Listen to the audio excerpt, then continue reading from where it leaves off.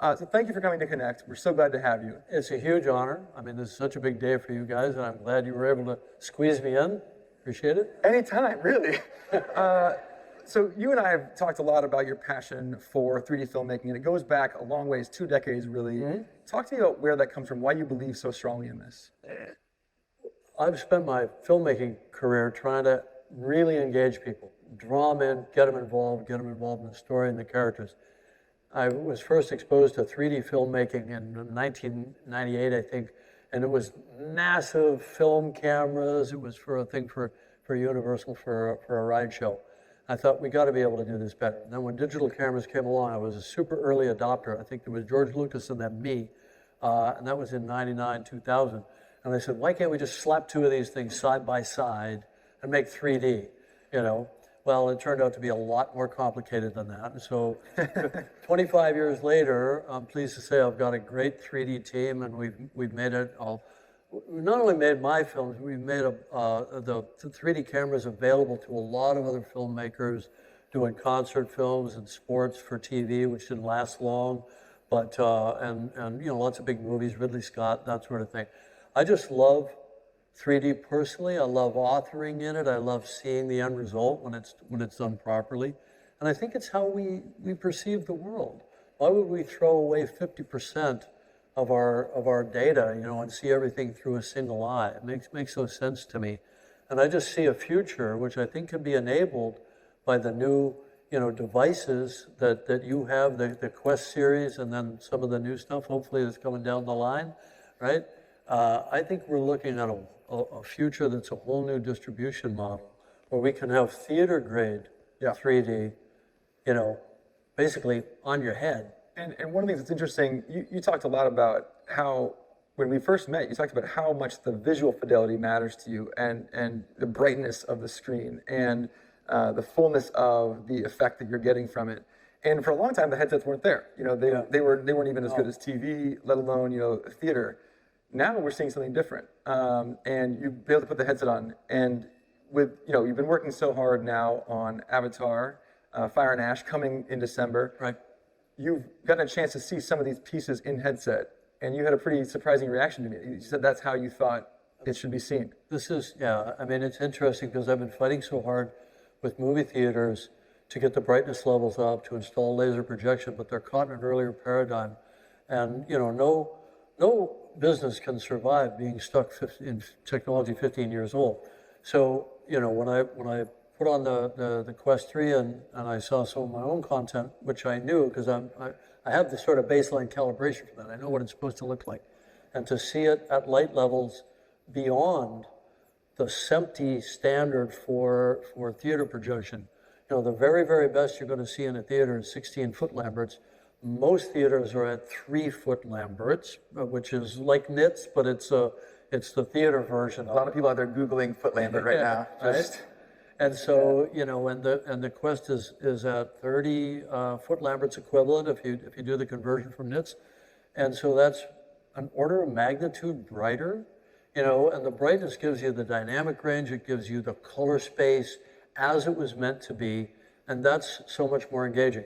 And the work that you guys have done in the Quest series to expand the field of view, to get the brightness, to get the spatial resolution, to me, it's like being in my own private movie theater. I do think that's one of the reasons Horizon TV ends up being why it's happening now. It's always been kind of an idea, and we've always been about to do it. We never quite brought it together now, and I love the response that we got from the audience. Who knows? That's true. We just have never quite pulled it all together. I think the difference is we finally have the displays to do it. You know, we have something to offer here that even TV can't necessarily rival. Exactly. I mean, you mostly look at flat displays, you know, phones, laptops, wall panels, all that sort of thing. This is going to be, I think, a new age because we experience the world in 3D. Our brains are wired for it. Our visual neurobiology is wired for it. And, you know, we've been able to prove that there's more emotional engagement, there's more sense of presence. You know, if you're going to watch a Blumhouse film, a horror film, your fight-flight reflex is more engaged, right? Hopefully, if you're watching a love story, you'll cry an extra tear or so. You know, I don't know how measurable it is in hard metrics because it's a bit subjective, but I want to say maybe 20% more engagement, right? So my vision is a stereo ubiquity future where all of our feeds, our news, our entertainment content, our live stuff, sports, of course, right? And you guys have been writing some amazing UIs for sports. Am I supposed to talk? I can't talk about that. Okay. Anyway, the point is, it's all this. Can't take this guy anywhere. This stuff is not. Okay. Nobody in this room can say a word. Okay, and I trust you guys. But it's all imminent. This is not something that's pie in the sky down the line. And so I think our task, the reason that we've partnered, and it's under, if I could say it, it's under Bob Morgan and content and Sarah Malkin. And our gig right now, it's there. Yeah, there they are. Yeah. Our gig right now is to get other filmmakers and showrunners, because by the way, I think episodic television, short form, long form, I think that's the low-hanging fruit that people have historically ignored, because so much 3D content was just made for movies.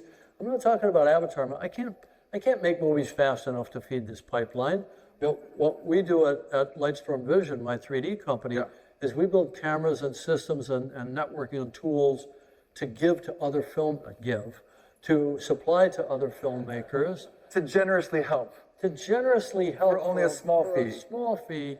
Other filmmakers and showrunners and broadcasters and so on, to be able to create this avalanche of content that there will be an enormous demand for. And this is the thing that I think is underappreciated. You are driving down over time the costs it's going to take to build these kinds of productions, so it can be done much more conventionally. It used to be an incredible, when you're doing the first Avatar, it's a bad example. It's just cutting edge.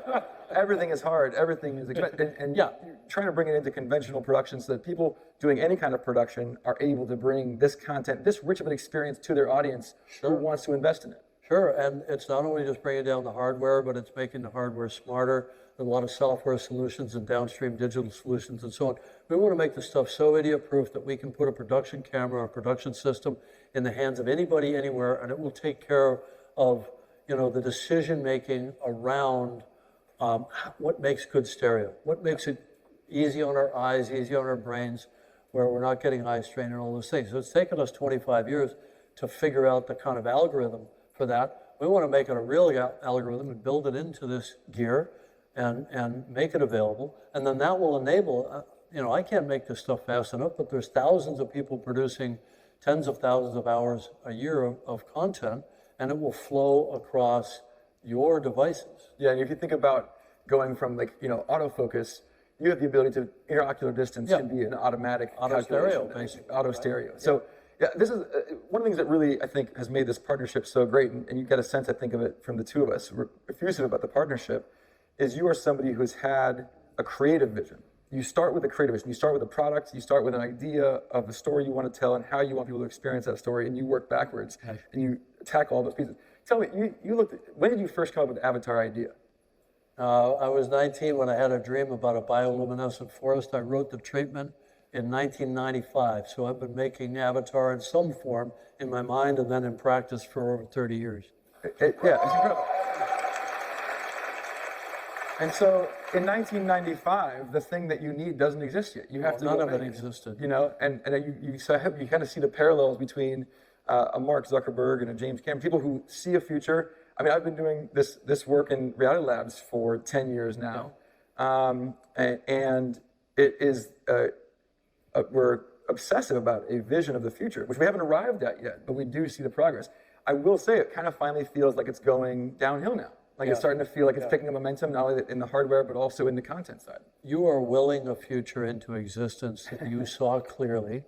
And this moment in history feels a lot to me like it did back in the early 90s, late 80s and early 90s, when CG was first manifesting itself. And you're going to replace actors and it'll never look real, and analog is the answer. And that's why I founded a company called Digital Domain. I wanted to, it was revolutionary in its moment. It's ho-hum today, and it's ubiquitous today. So I've actually seen historically in my own life experience how you can actually make massive change. And, and then that led to 3D. Okay, well, everybody accepts the fact that we go to digital movie theaters now, right? Obvious, right? Except that when the digital technology existed, it wasn't adopted right away. It took 3D to get the theaters to convert to digital projection. It took you. Well, we were in the middle of wouldn't that. Release. Yeah, we were right unless in the they middle of updated the theaters. Yeah, and it was actually talking to the team at Texas Instruments that developed the chip that made right, digital projection possible, and saying, embed in your servers and in your electronics the ability to carry two image streams. And because they did that, then digital projection just rolled out, and now it's everywhere other than the occasional art house someplace with a 35 millimeter print. But when you've lived through enough of these revolutions, you start to see them coming as a wave, like a good surfer. I know you surf. That's right. I watch it from the beach. You watch it from underwater. I watch it from underwater. Listen, we've got one more exciting piece coming. I want to thank you again for coming to Connect. It's really our honor to have you. I can't wait to check out Avatar Fire and Ash, as I'm sure everyone here will agree, when it hits the theaters in December 19th.